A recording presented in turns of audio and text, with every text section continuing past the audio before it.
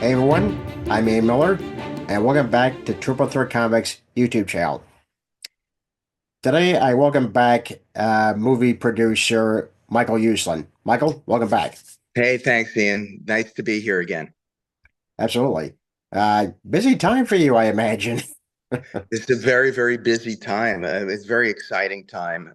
As I think we talked about last time, the Nederlander Worldwide Organization of New York has begun producing a Broadway-bound play based on my memoir, The Boy Who Loved Batman. And we opened in Tampa, Florida, at the Straz Center for the Performing Arts. We ran for 6 weeks down there. The play received a standing ovation at every single performance.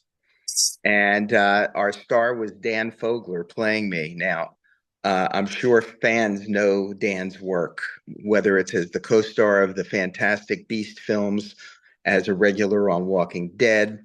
He played a great role, Francis Ford Coppola, in the streaming series The Offer, which was about the making of The Godfather. And he is now in the movie that opens Christmas Day, A Complete Unknown, the story of Bob Dylan, Yeah. that is getting massive Oscar buzz, massive Oscar buzz. So it's very exciting. Dan did an extraordinary job bringing me to life on the stage, which was very surrealistic. And as a result of our success in Florida, the Nederlander organization is going to open the play next in London. So we are on our way to London. We will be making some major announcements shortly after the first of the year, but it is a giant step toward our opening on Broadway. And I couldn't be more thrilled in any way, shape, or form. It's just awesome. I am very excited for you, Michael. This is a huge thing. Um, yeah, that's great news. Yeah, yeah. So I want this play to be, it's very funny. It's very heartwarming. There are moments of drama reflected in my life. You know the story. Yeah. I bought the rights to Batman from DC Comics when I was a kid in my 20s, and then was turned down by every single studio in Hollywood, laughed out of their offices, told it was the worst idea they ever heard. And as a result, it took 10 years from the time we bought the rights till we got our first movie made in 1989. And as they say, the rest is history. But there were so many of those years of that human endurance contest where my wife and I didn't know how we were going to pay next week's bills. Um, and you can't do it alone. I had a support system of my parents and my wife that was unbelievable, Yeah. that helped me get through those 10 years. So it's the story of the whole thing and how it all came to be. And what I want for it, Ian, is to inspire people, especially young people, that I'm a blue collar boy from New Jersey. My dad was a stonemason and my mom was a bookkeeper. I didn't come from money. I couldn't buy my way into Hollywood.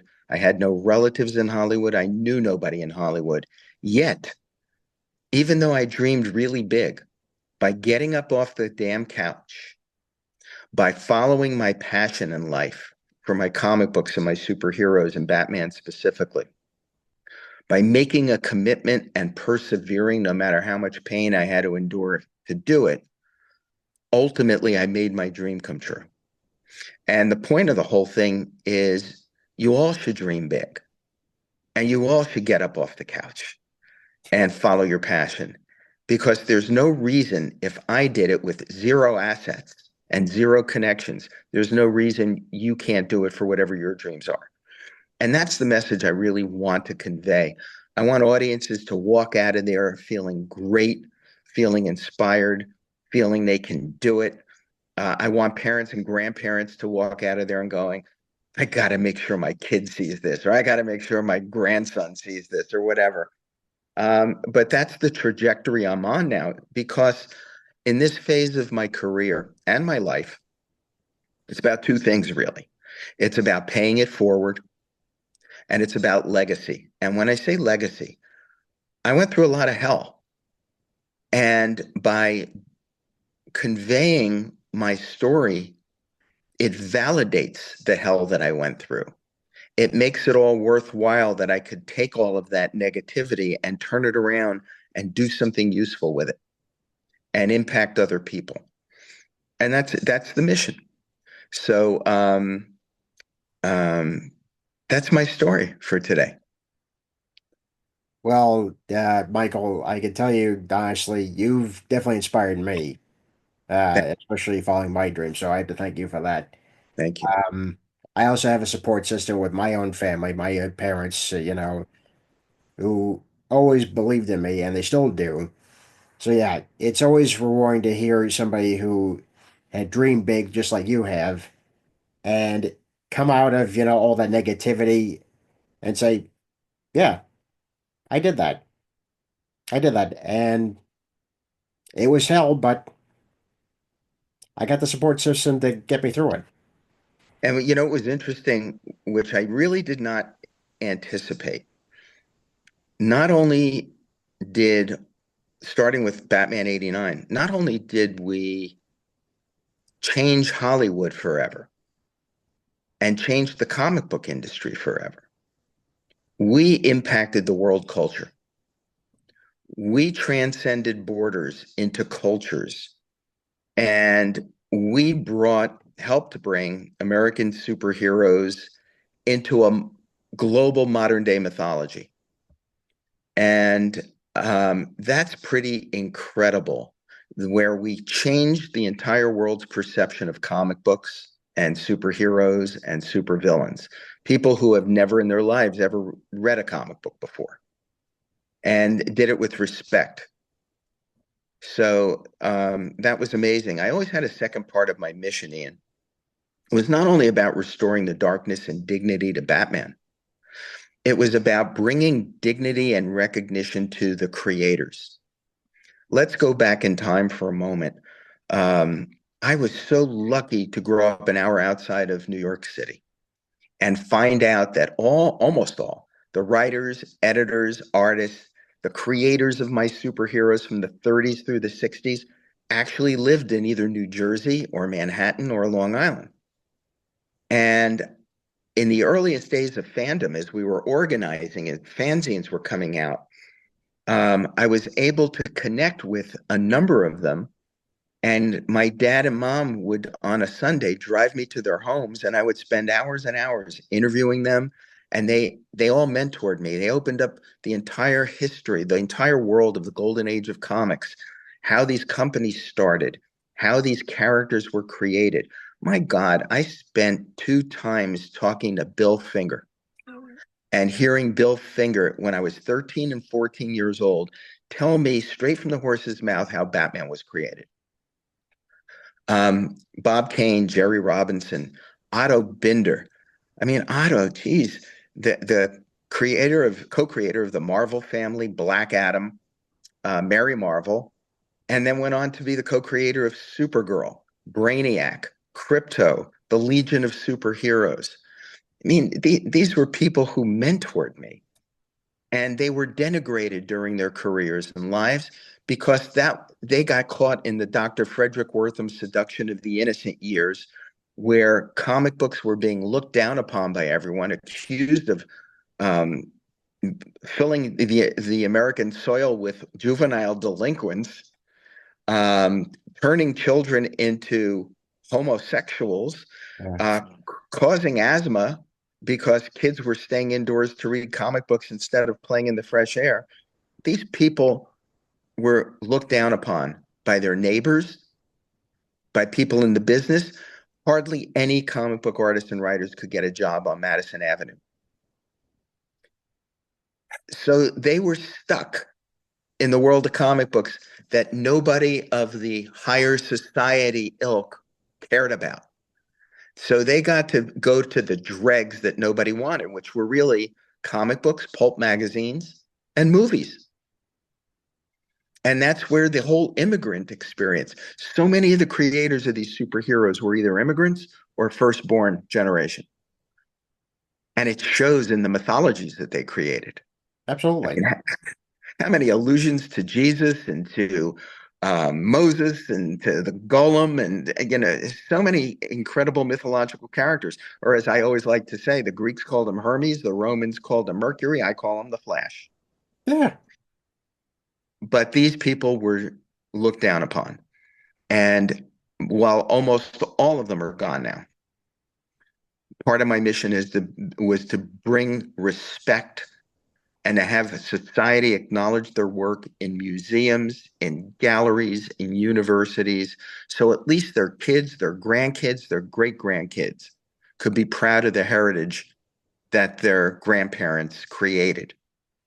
And that's been what it's all about. So I know we're going way off topic No, for that's what we fine. It's originally fine. talked about doing today, but you caught me at a funny time in life just before I go over to London for the play, and it's been a time of reflection.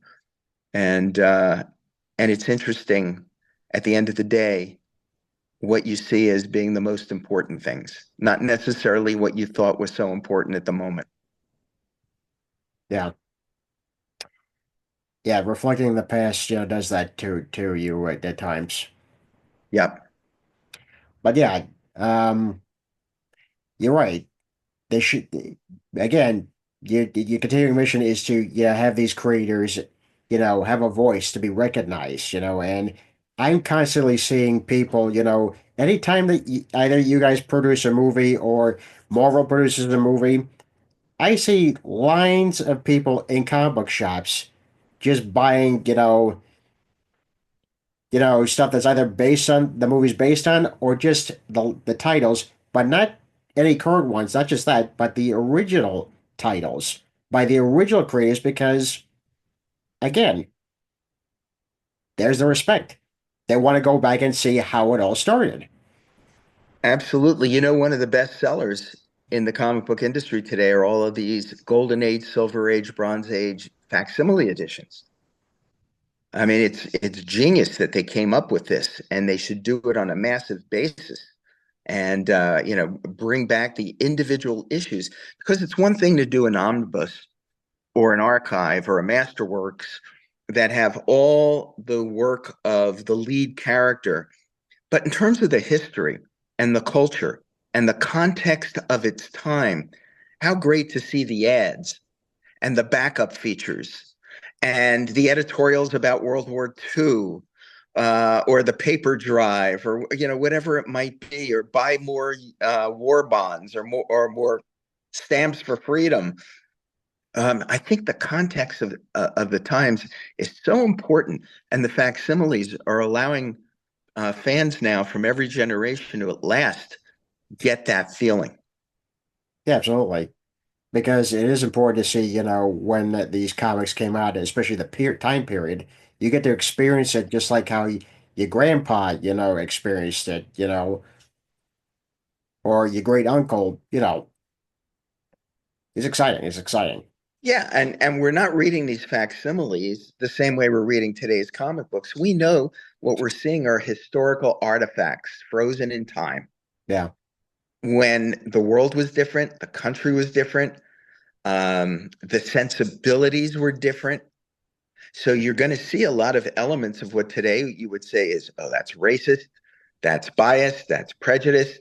Oh, how could they treat Japanese people like that or German people like that in 1943? Well, Uh, you have to look at it through the lens of history at that moment in time. And I think everybody that's been getting the facsimiles have clearly understood that and appreciate it for what it is. yeah, absolutely. Especially when you're tackling at that point topics that were big in that day, obviously still big today, but in that point, you're like, wow, this is really bold. I mean, look at Superman when the Rio drama came up. They were, targeting, groups that nobody was talking about. I think the world right now could use a lot more Green Lantern, Green Arrow. Two heroes, one's left wing, one's right wing, who get in a pickup truck together and set out across America to discover what the people are like and what really matters. And I mean, that was earth shaking when that came out. in the late 60s into the early 70s, but very much reflective of the times. And that's what comic books always have been. They're a mirror of society. Yeah. And they reflect a changing society on an ongoing basis. I mean, these things have been published every Wednesday since 1935. So you've got all of the fashion, the slang, the biases, the prejudices, the historical moments. Um, Women, you could see how the changes in how women have been treated and dealt with in comics. The same way with blacks, with other minorities and diverse groups. Today you look back and go, "Oh my God, how could they have done that? What were they thinking?" But as you read these things and absorb them and maybe do a little bit of your own background research into what the history was at that time, it's an awakening. And as a history major and a history buff, I just absolutely love it. Yeah. Yeah, I'm the same way as well, especially in movies, because my parents are movie buffs. They introduced me and my brother to, 1930s and 40s movies as a kid. So seeing all these, these cultural things at the time, yeah, it's shocking now, but again, it was very commonplace, in its period, as we were talking about. Absolutely. All you have to do is look at the first Batman serial from Yeah, 1943. Perfect example. It's about, the supervillains in that case were Japanese because they were the foe that we were fighting at that moment. And but boy, did they take it to an extreme. But it was war, and that was 1943. yeah. Yeah, it's always interesting to see other people read comics of that period, or even in the '60s, that we were just talking about, and just to see just how much the culture has changed, and also is very of the moment, and it also gives us hints at what we could be. That's the thing about these comics; they show us what we could be. Yes. And we're at a point in time where the country and the world is so polarized that I find most often the experience of reading comic books, not seeing the movies, but reading the comic books, has a tendency to bring us back together again and reminds us of good moral choices and good ethical choices to be made, Yeah, and camaraderie and kindness and teamwork. A lot of elements, civility, a lot of elements that are sadly missing today. So I think it's really, really a good thing. And the next thing is, can you believe that we're just weeks away from 2025 and what will be the 20th anniversary of the beginning of Christopher Nolan's Dark Knight trilogy? The 20th anniversary of Batman Begins. I don't know about you, but it feels like, how can that be? That picture was just here a few weeks ago. That's what it feels like to me. well, it's true because obviously it came out in 2005, but it still feels like yesterday because I was getting online, seeing it, and I was like, wow. Christopher Nolan did an epic job, just opening up the world and showing how realistic Batman can be if he exists in a real world. Yeah. And a world that had changed after 9/11. Yeah, No longer the black and white world of good versus evil. It was now, as I always call it, the gray world of order versus chaos. And from that comes the Dark Knight trilogy. Every year I go back and I teach for 3 weeks, two very intensive courses at Indiana University's Media School. That's my alma mater. They've got a fabulous media school there. And this past semester, my students, I realized, were all too young to have seen the Dark Knight trilogy in a movie theater. what? That's how fast everything has changed. So think about it. In 2005, that's the year my students were born. Wow. It's a wow. And what I found is every year I go back to teach, I have to continually change all my cultural references because it is so fast when a third of them don't know who Jack Nicholson was, Oh boy. when 10% of them don't know who Heath Ledger was. Oh boy. I mean, it fades out of the common universal memory so quickly, so quickly. Um, so it's always a challenge in terms of staying relevant and teaching them things that are relevant to alter the cultural references as you're talking. Yeah. How do you handle that? Well, first of all, you got to get over the culture shock and and convince yourself this is just the way it is, and then you got to do your homework Yeah. and be prepared. And then part of my job is to indoctrinate them. So, for example, you don't mind that we're going so far off topic today, do you? No, no, no. Okay. So, for example, I will say to them, okay, if you're a film student or a media student or a telecom student, and you are passionate about the movie business, and you desperately want to get your first job in the movie industry, I said, well, you know what? You're going to have to interview with an old fart like me. Now, you're going to come into my office and we're going to sit there and you're going to tell me how passionate you are about movies. And I'm going to say, well, what does that mean? How do you express that passion? Well, I see like virtually every movie that comes out. I said, well, that's good. Let me ask you a few questions. What's your favorite Alfred Hitchcock movie? Now, if they look like a deer caught in the headlights, I will boot them from my office. The interview is over. Don't you dare tell me that you are passionate about an industry, an art form, a business, and have never taken the time to learn how we got there, what got us there, what the landmarks were. Then you are gone. That is not passion. So, as part of their training in my course, I said, I'm going to teach you how to survive and thrive in an interview with somebody like me. What you need to know, what you need to do before you walk in that door. And that's a lot of what my course is about. Practicality from the trenches, live from Hollywood. What does it take in today's business, which is changing every day? It's in a state of revolution.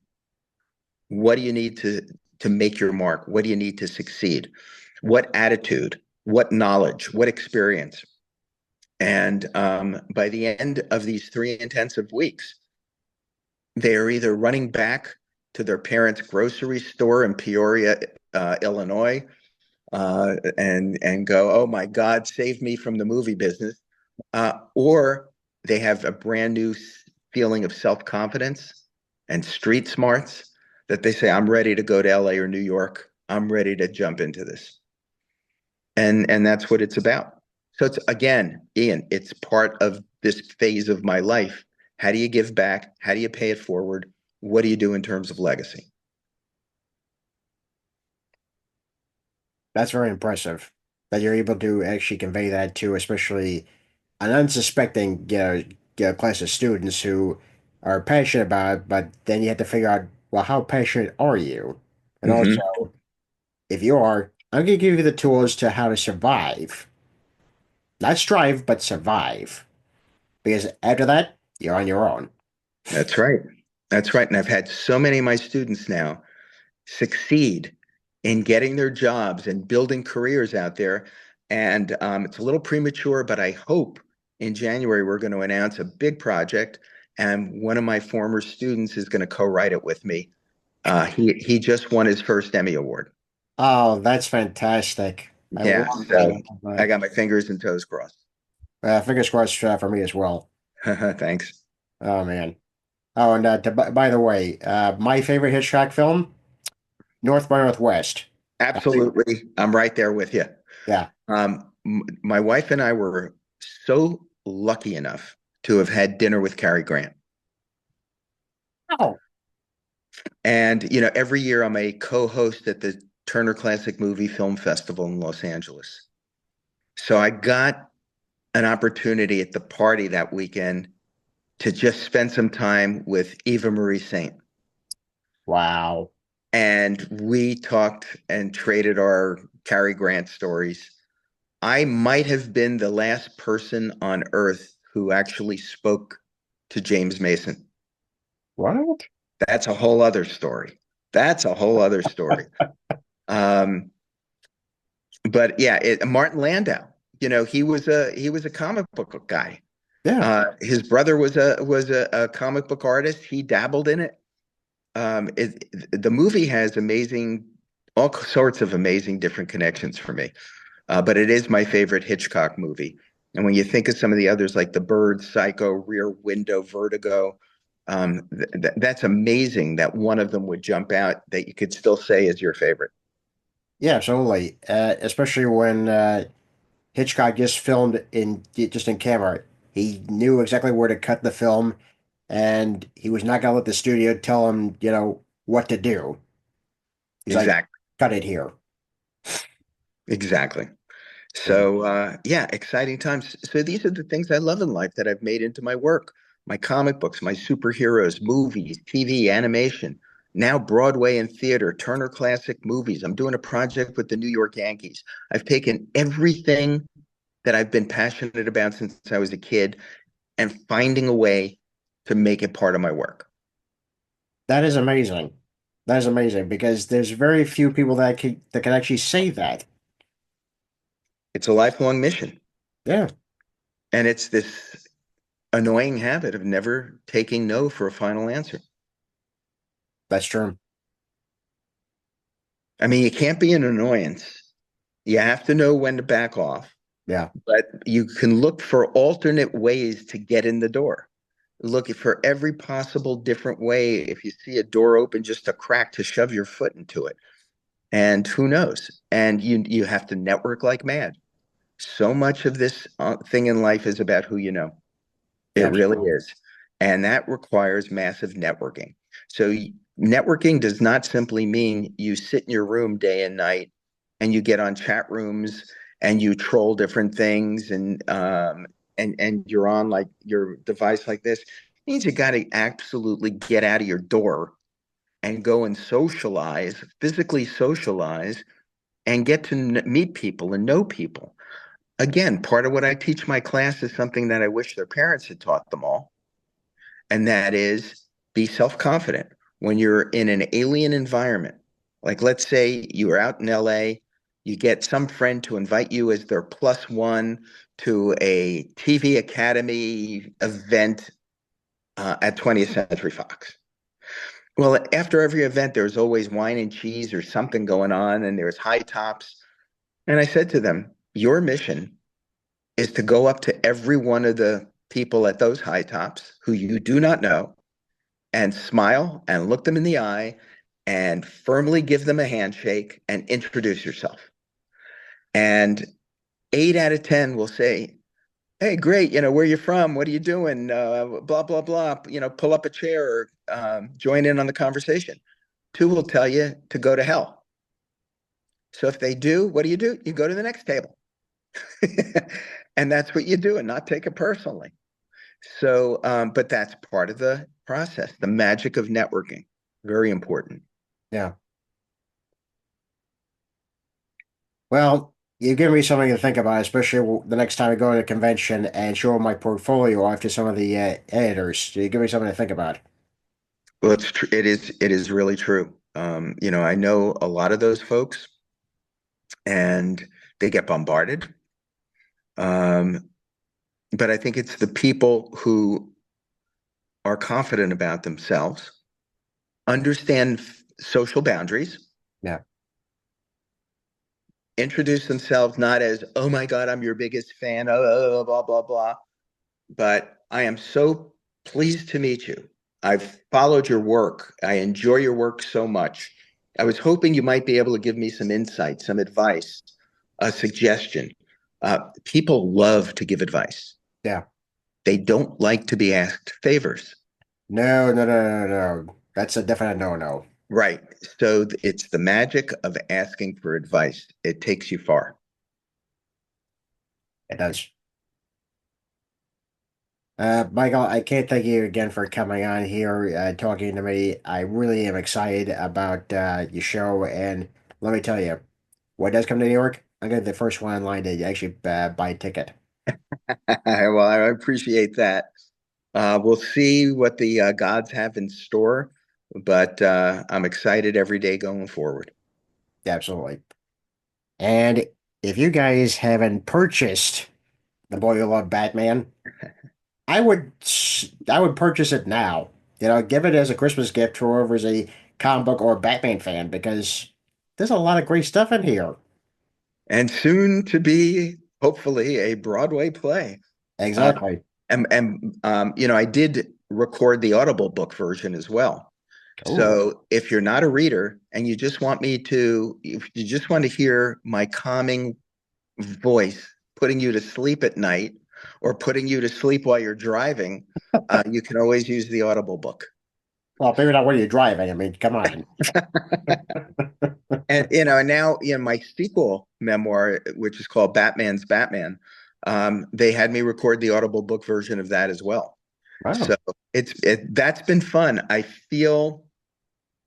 Um, I feel kind of like a Christmas story, and my inspiration is to narrate my book like a Christmas story movie was narrated. Oh, I And like that. that was narrated by Gene Shepard, who was one of my idols. I used to listen to his radio show when I was in high school, 5 nights a week on WOR in New York. He was the greatest storyteller. And I think my sense of humor and my sense of storytelling really were most impacted by listening to Gene Shepard. So when A Christmas Story came out based on what he had written and that they got him to narrate it, that was it for me. I wanted that same kind of energy and passion to come through. And I wanted it to feel like we were friends actually just having a chat Yeah. where it sounded like me and it sounded like me sitting in a bar with you having a beer. Yeah. Just So, talk about uh, old times. yeah, it was fun. It was a lot of fun. Well, that's fantastic. Now I have to actually purchase that one. See that? It's what Stan always told me, Michael. When you see a moment, get the damn plug in. Exactly. Stan was a very smart man. Stan was a very smart man. He was a very, very, very smart man, Yeah. and gave me such great insights along the way.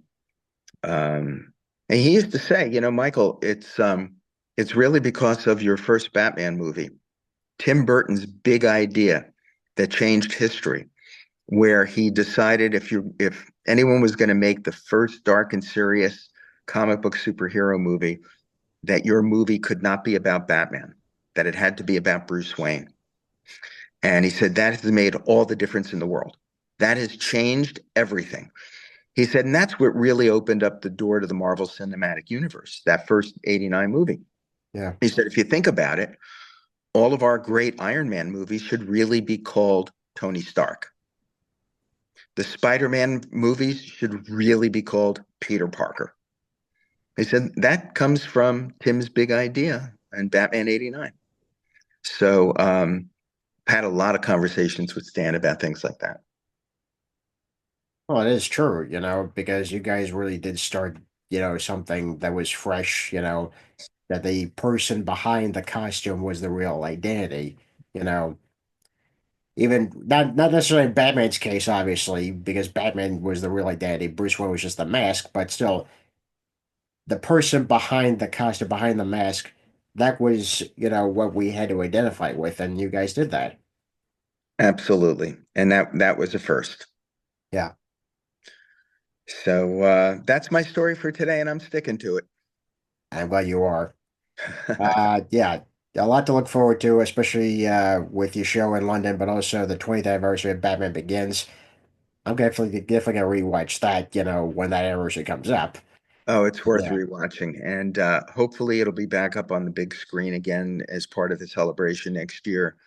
I would hope that they might do something like they did this year, celebrating the 35th anniversary of our 89 Batman movie. They had Batman in concert. Did you see any of those? No, back up on unfortunately the big not. screen with a 50-piece plus symphony orchestra on stage playing Oh, the I missed it. soundtrack. I missed it. But hopefully they do that for the Barry Begins, so I'll be able to see that. Yeah, that was electric. That was an absolute electric experience. A lot of fun things coming up. Yeah. Well, we can't wait to see them. Thanks, Ian. Will you be well and enjoy the holiday season? I hope it's a happy and healthy one for you and all your viewers and listeners. Well, thank you, Michael. I wish the same to you and your family as well. And big success. And I can't wait to talk to you again about some of the bigger projects that are coming up. Thank you, my friend. Take Okay. care. Take care. Bye. Bye. And that's it for us tonight, folks. I'm Ian Miller, and this has been Triple Threat Comics YouTube channel. Good night. Also, be sure to actually follow us on our social media accounts, including Facebook, Twitter, Instagram. And if you'd like to follow us on YouTube, just hit that like button and subscribe.